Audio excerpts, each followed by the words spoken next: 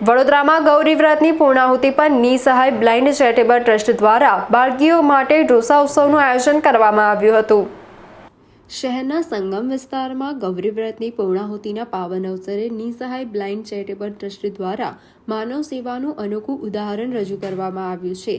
સંસ્થા દ્વારા અંધ, દિવ્યાંગ અને વિધવા બહેનોની 30થી વધુ બાળકીઓ માટે વિશેષ ઢોસા ઉત્સવનું આયોજન કરવામાં આવ્યું હતું। કાર્યક્રમ દરમિયાન બાળકીઓનું ઉષ્માભર્યું સ્વાગત કરી તેમને પ્રેમપૂર્વક ઢોસા પીરસવામાં આવ્યા હતા, જેનાથી બાળકીઓમાં ભારે આનંદ અને ઉત્સાહનો માહોલ જોવા મળ્યો હતો। ઉલ્લેખનીય છે કે આ ટ્રસ્ટ છેલ્લા ઘણા સમયથી જરૂરિયાતમંદ પરિવારો માટે શિક્ષણ, આરોગ્ય અને બાળકીઓની શાળાની ફીસ સહિતની વિવિધ સેવાકીય પ્રવૃત્તિઓ કરી રહ્યું છે। ટ્રસ્ટના પ્રતિનિધિઓ અને સેવિકા મિતવા રાવલે જણાવ્યું હતું કે આ આયોજનનો મુખ્ય હેતુ જરૂરિયાતમંદ બાળકીઓના ચહેરા પર સ્મિત લાવવાનો અને યુવા પેઢીમાં સામાજિક જવાબદારી તથા માનવ સેવાની ભાવના વિકસાવવાનો હતો। બાળકીઓ દેશનું ભવિષ્ય હોવાથી તેમના સર્વાંગી વિકાસ અને શિક્ષણ માટે સમાજે સંવેદનશીલ બની આગળ આવવું જરૂરી છે। આ પ્રસંગે ઉપસ્થિત યુવાનોને સેવા અને સંસ્કાર અંગે પ્રેરણાદાયી માર્ગદર્શન પણ પૂરું પાડવામાં આવ્યું હતું। આજે અમારી સંસ્થા નિસહાય બ્લાઇન્ડ ચેરિટેબલ ટ્રસ્ટ દ્વારા સંગમ ખાતે જે ગૌરી વ્રત પૂર્ણ થતાં જે અંધ, અપંગો અને વિધવા બહેનોની બાળકીઓ છે તેમના માટે ઢોસા ખવડાવવાનું આયોજન કરવામાં આવ્યું છે। અમે દર વર્ષે અમારી સંસ્થા દ્વારા આવા બધા આયોજનો કરવામાં આવતા હોય છે।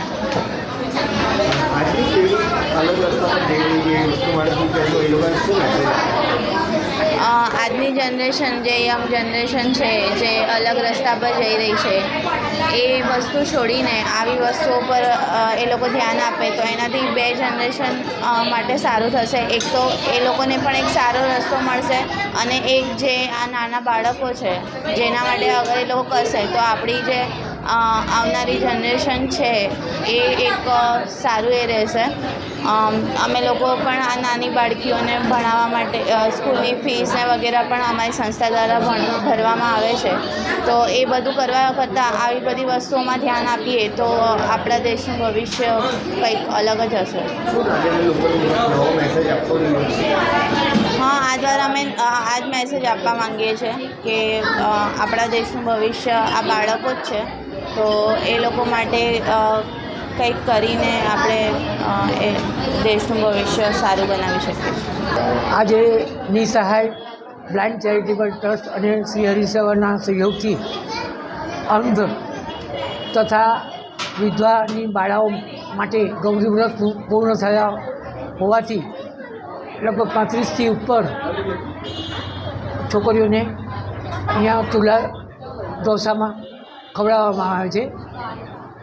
આ ગૌરી વ્રત નિમિત્તે જે વિવિધ વિસ્તારોમાં કેટલીક બાળાઓ છે એ લોકોને અહીંયા સંગમ પાસે તુલા ઢોસાનો આનંદ આપવા અમે લાવ્યા છે।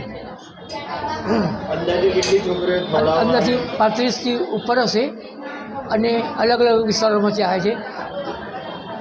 આપણે શું કાર્યક્રમ યોજવાનો શું કરવા માંગો છો, શું કહેશો? આ કાર્યક્રમ દ્વારા સમાજે પ્રેરણા લેવા જેવી છે કે ખાસ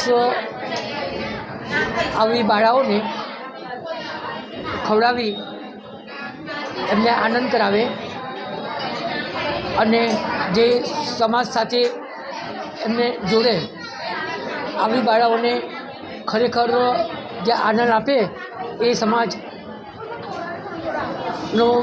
વ્યર્થ પૈસો નહીં જાય, એમના આશીર્વાદ મળશે બાળાઓને।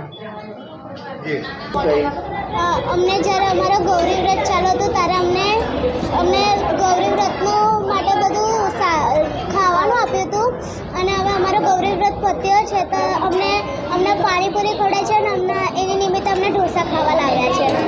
બેટા, તને કેટલું સારું લાગે છે આજે? મને આજે બહુ સારું લાગે છે। શું કહીશ, કોણે ખવડાવ્યું, આજે શું કર્યું? સલીમ સર નિમિત્તે અમને અહીંયા લાવવામાં આવ્યા છે।